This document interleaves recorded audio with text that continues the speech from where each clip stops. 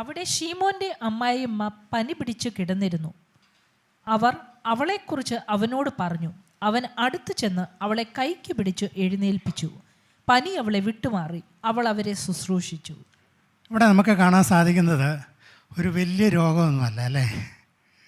പലപ്പോഴും നമുക്ക് മാരകമായ രോഗങ്ങളായിട്ട് പല അസുഖങ്ങളും നമ്മുടെ ലിസ്റ്റിലുണ്ട്.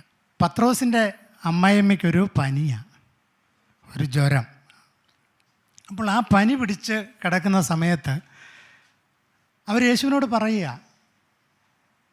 എൻ്റെ അമ്മായിയമ്മയ്ക്ക് സുഖമില്ല, പനിയാണ്.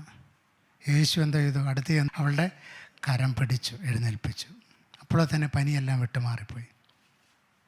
പനിയാണെങ്കിലും ഒരു തലവേദനയാണെങ്കിലും ഒരു കൈമുട്ട് വേദനയാണെങ്കിലും എന്നാൽ വലിയ മാരകമായിരിക്കുന്ന ക്യാൻസർ ആണെങ്കിലും എന്തൊക്കെയാണെങ്കിലും കർത്താവിൻ്റെ സന്നിധിയിൽ കർത്താവിന് ഇതെല്ലാം ഒരുപോലെ മാത്രമുള്ളൂ എന്നുള്ള കാര്യം നമ്മൾ ഓർക്കണം. അതുകൊണ്ട് സകലത്തിലും കർത്താവിൽ ആശ്രയിക്കണം നമ്മൾ. അതാണ് ഇവിടെ ഈ കാര്യം നമ്മൾ ഓർക്കേണ്ടതായിരിക്കുന്ന കാര്യം. പത്രോസിൻ്റെ ജീവിതത്തിൽ വലിയ വലിയ സംഭവങ്ങൾ താൻ നേരിട്ടു അനുഭവിച്ചു. എന്നാൽ ഈ ഒരു ചെറിയ കാര്യമല്ലേ, എന്നാൽ അതിനൊരു നമ്മളൊക്കെയാണ് സാധാരണ പാരസെറ്റമോളും അല്ലെങ്കിൽ ഒന്ന് ആവി പിടിക്കാനായിട്ട് നോക്കത്തുള്ളൂ അല്ലേ, എന്തെങ്കിലും ഒരു ചെറിയ കാര്യങ്ങൾ ചെയ്തു. പക്ഷെ അതിലാരെങ്കിലും ദൈവത്തിൽ ആശ്രയിക്കാറുണ്ടോ? ഇല്ല. ഈ കാര്യം നമ്മളെ പഠിപ്പിക്കുന്നത് പ്രിയമുള്ളവരെ, ചെറുതാണേലും വലുതാണേലും ദൈവത്തിൻ്റെ സന്നിധി ദൈവത്തിന് ഒന്നുപോലെയാണ്. അങ്ങനെയെങ്കിൽ നാം വിശ്വാസത്തോടെ പ്രാർത്ഥിക്കാൻ തയ്യാറായാൽ കർത്താവ് സന്നിധിയിൽ ആ ഒരു ചെറിയ കാര്യമാണെങ്കിൽ പോലും അത് ഇറക്കി വയ്ക്കാൻ നമ്മൾ തയ്യാറാകണം. പത്രോസിൻ്റെ ഈ അനുഭവം എന്നെ പഠിപ്പിച്ചത് അതാണ്. ഏതൊരു കാര്യത്തിലും കർത്താവിനോട് പ്രാർത്ഥിക്കുക, കർത്താവിൻ്റെ സന്നിധിയിൽ കൊടുക്കുക. ഇവിടെ നമുക്ക് അതാണ് കാണുവാൻ സാധിക്കുന്നത്.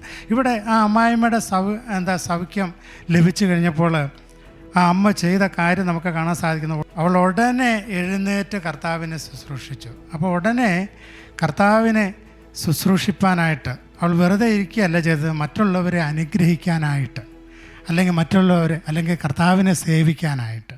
ഉടൻ തന്നെ നമ്മുടെ ജീവിതത്തിലും സൗഖ്യവും വിടുതലും ഒക്കെ പ്രാപിക്കുന്ന എന്തിനു വേണ്ടിയാണ്? കർത്താവിനെ ശുശ്രൂഷിപ്പാനാണ്, കർത്താവിൻ്റെ നാമത്തെ ഉയർത്താനാണ്. മാത്രമല്ല മറ്റനേകർക്ക് ഒരു അനുഗ്രഹമായിട്ട് തീരാൻ വേണ്ടിയാണ്, അനേകരെ ശുശ്രൂഷിപ്പാനായിട്ടാണ് എന്നുള്ള കാര്യം നമ്മൾ ഓർക്കണം. എഫേസ്യർ 2:10 നമുക്കറിയാം, സൽപ്രവർത്തികൾക്കായിട്ട് കർത്താവ് നമ്മളെ സൃഷ്ടിച്ചിരിക്കുന്നു.